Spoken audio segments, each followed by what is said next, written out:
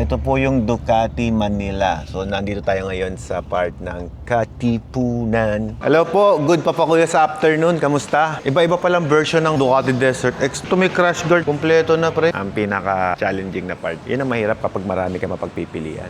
Halos na windang ako nun. Alright guys, so ito na. Final na yung decision natin. Ito na yung kukunin natin, yung Ducati Desert X Rally. Advice ni Boss Toti, legit na rider. Hindi ka magkakamali. Hintayin nyo guys at i-update ko kayo kung ano yung mga ipapalagay natin dito.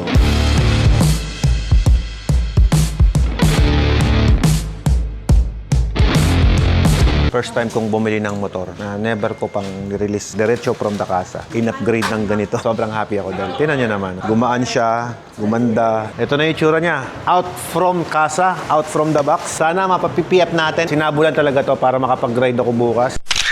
Thank you po. Yun. Zero mileage talaga oh. Sarap ng tunog niya.